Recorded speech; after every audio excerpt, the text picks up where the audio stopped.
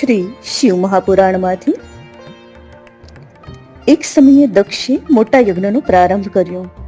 તેમાં સઘળા દેવોને અને મુનિઓને નિમંત્ર્યા. અગસ્ત, કશ્યપ, અત્રિ, વામદેવ, ભૃગુ, દધીચી, વ્યાસ, ભારદ્વાજ, ગૌતમ, પેલ, પરાશર, ગર્ગ, ભાર્ગવ, કકુપ, સીત, સુમંતુ, ત્રિક, કંક અને વેશપાયન તથા બીજા અનેક મુનિઓ પોતાની સ્ત્રીઓ સાથે યજ્ઞમાં આવ્યા. ગંગાના કિનારે કનખલ નામના સ્થાને તે યજ્ઞ શરૂ થયો.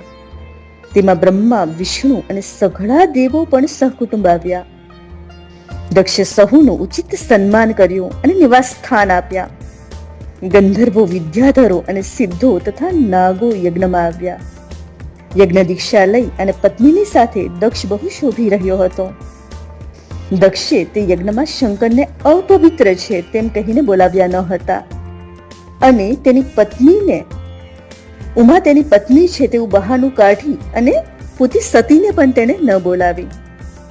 યજ્ઞ કાર્ય શરૂ થયું. તે સમયે દધીચીએ શંકરને યજ્ઞમાં ન જોયા એટલે તેણે અને શિવ પ્રત્યે ભક્તિવાળા બીજા જે મુનિઓ હતા તેણે યજ્ઞનો ત્યાગ કર્યો.